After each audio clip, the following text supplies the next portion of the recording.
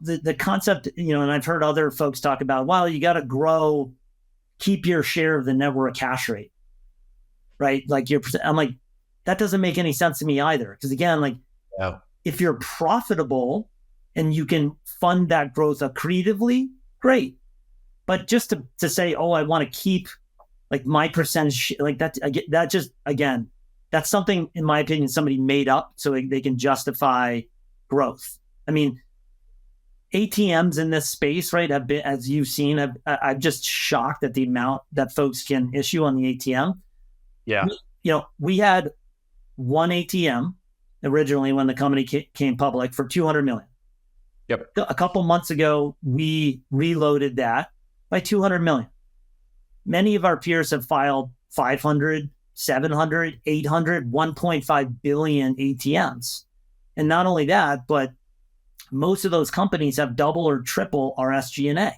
So, and they're not as profitable as we are. So you have a scenario where companies are basically issuing hundreds of millions, paying their management teams like NBA players, whether they make money or not, and then just stacking Bitcoin on their balance sheets. And so back to your point, like, again, I love Bitcoin. I think it will be ultimately much, much, much higher priced.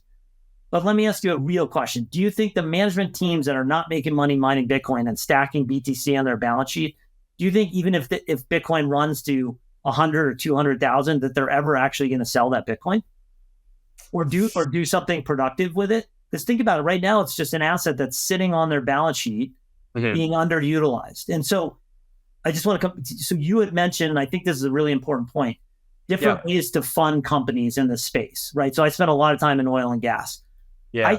I think where this space will ultimately go is you'll see debt come back in, but it'll be debt at a corporate level where once the counterparty collateral market is more sophisticated. What I mean by that is, when I was on the buy side, we have prime brokerage accounts. So you got a prime broker with JP Morgan or Goldman Sachs or whomever. And that prime broker, you have an ISDA or multiple ISDAs with, which allows you to trade. You can do options, derivatives, other things, right? And you can kind of offset risk here and there in your book. Nothing like that exists for me as a public Bitcoin miner. What I mean by that is, wouldn't it be amazing if, like Coinbase, as an example, I could custody with them, I could do all kinds of derivative trades with them, and I didn't have to basically move stuff around to multiple counterparties that I get really nervous with. And not only that, but in trades, counterparties have a right to my Bitcoin. So I kind of lose control of it. And so my point to you is, I think this industry is getting more and more sophisticated and will ultimately end up in a place where, like, a Coinbase is effectively my prime broker. And I can go out and do hedges and derivatives with them because that market actually is quite robust. You go look at Deribit and you're talking like tens and hundreds of millions of dollars of option volume every day. So it's deep. The market is there, but there's just not an efficient, I don't want to say risk-free, but relatively risk-free way for me to effectively take on debt like an oil and gas company with at a corporate level and then hedge like oil and gas companies do.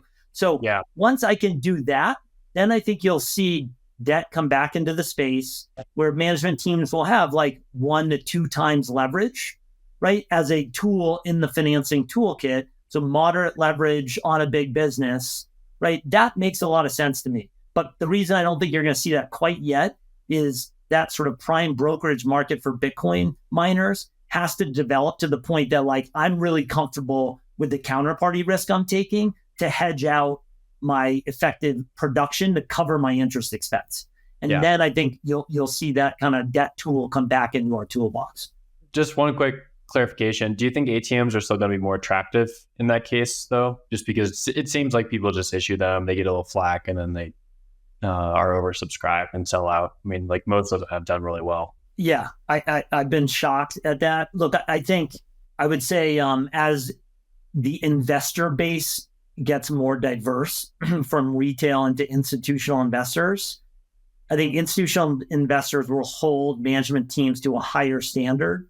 And I think you'll see as that transition happens, probably less use over time of the ATM. Yeah. Because I think institutional investors just demand a different type of disclosure and performance from a company. And so, yeah, I think if miners want that stock, those holders of institutional holders of stock in their companies, I think that's going to require some change.